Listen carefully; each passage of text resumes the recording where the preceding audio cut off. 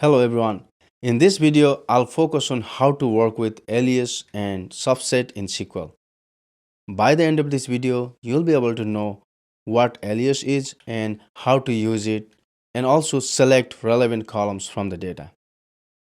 Aliases in SQL are used to provide a table or a column a temporary name so that it's easier to understand.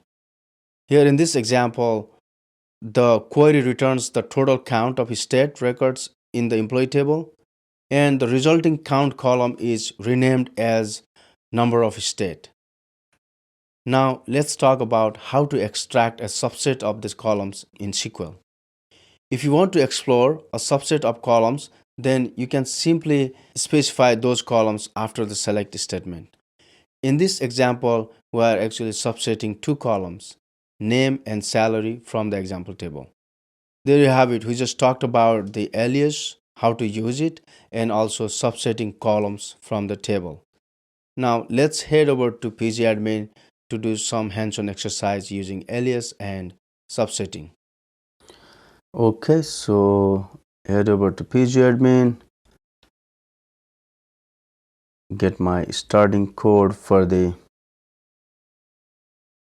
alias, and all right, so let's practice alias. This is okay. All right, select, I want to have the alias for the state, count of the state. Like I want to count the total number of state and then call it as number of state. That's like alias for that from employee table. Now the result will contain new variable that's called number of state, indicating the total number of state. So number of state, and there are 40. So that's how the alias is used. Now rename the state variable as st and return all the data. So you can rename the variable also in your output data set, and you can achieve that by using select star everything, select that, and as state as st from employee table. Okay, and then let's run it. All right, so now you should get the abbreviation of state, st for the state, right? And it returns all the data as well because we use select star. So this is also another way you can use the rename the variable if you want to do that. Now let's practice subset of columns, and we want to get first name, last name, and the state from the employee table. This is just subsetting the columns from the whole data set, and that is achieved by using first name, last name, state.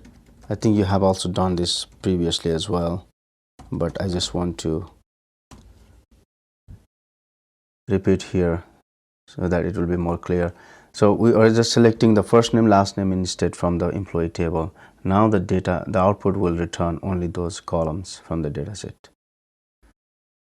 Next, if we just want to get first name, last name, and salary in the sorted result, then we can also do that by using order by clause as well, and that can be accomplished using select first name, last name, salary from employee table, order by salary, because we want to order by salary in the descending order. That's like the sorted result having the highest value of the salary at the beginning. Limit 1, that will give us the just one observation from that data set with the highest salary. Here it is, Samuel Cole having 410,000 for the salary.